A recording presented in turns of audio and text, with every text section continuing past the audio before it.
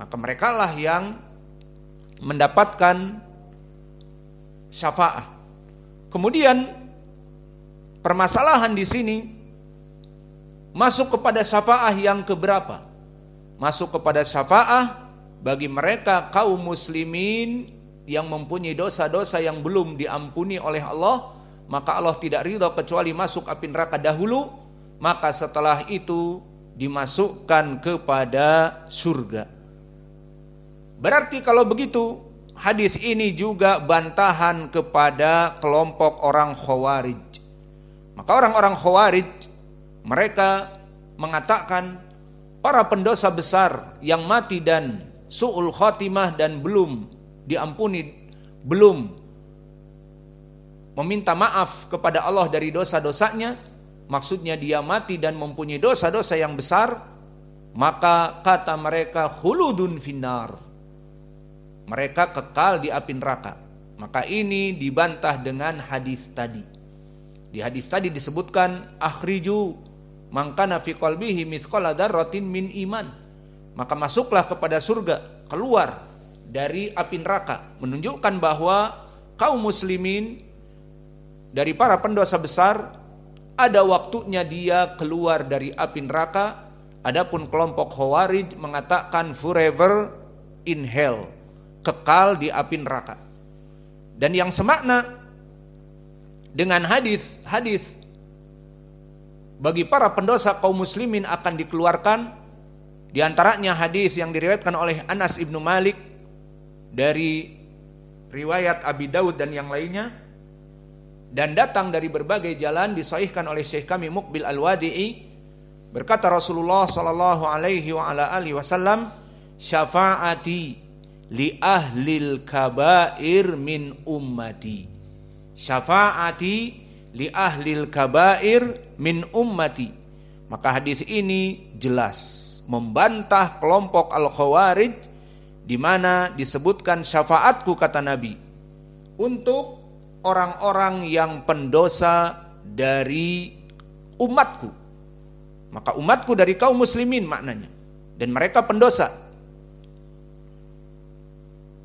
Maka orang-orang yang berdosa dari kaum muslimin yang masuk api neraka akan diberikan syafaat.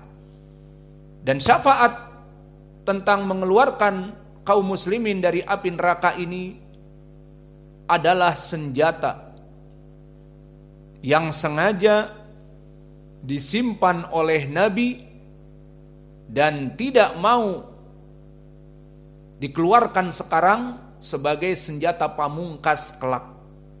Lihat bagaimana kecintaan Nabi. Maka di dalam hadis yang diriwayatkan oleh Imam Muslim dari Abi Hurairah disebutkan, likulli nabiyyin da'watun mustajabah fata'ajjala kullu nabiyyi da'watahu wa inni khabbaitu da'wati syafa'atan li ummati yaumal qiyamah fahiya nailatun insyaallah man mata min ummati la yusyriku billahi syai'a. Dikatakan bahwa setiap para nabi mempunyai senjata pamungkas, doa-doa yang pasti akan diijabahi oleh Allah. Fata'ajjala kullu nabi da'watahu. Maka semua nabi terburu-buru untuk memberikan atau mengeluarkan doa pamungkasnya, doa yang pasti dijawab oleh Allah. Wa inni ikhtabatu da'wati, subhanallah. Adapun aku tidak mau mengeluarkan jurus pamungkasku, di mana jika aku minta Allah pasti akan memenuhiku. Maka disembunyikan oleh Allah, oleh Nabi, tidak mau cepat-cepat berdoa, sehingga senjata pamungkas ini apa? Pemberian syafaah li ummati yaumal qiyamah. Maknanya doa. Nabi akan berdoa, ya Rabb, akhrijuh minan nar, adkhilu ilal jannah, Allahumma sallim sallim. Maka mulai dari sirat, doa Nabi akan dipergunakan untuk syafaah. Mulai dari dimasukkan kaum muslimin kepada api neraka, maka di sini dipergunakan senjata pamungkas Nabi. Maka ini menjadi pendalilan bagi kita bahwa Nabi kita sangat mencintai umatnya. Dan bahkan di dalam hadis Abi Musa al-Asy'ari bernada seperti ini juga, khuyirtu baina syafa'ah wa baina an yadkhula nisfu ummati al-jannah fa akhtartu syafa'ah li'annaha a'am wa akfa atarawunaha lil muttaqin la walakinnaha lil mudhnibin al khatta'in al mutalawwithin.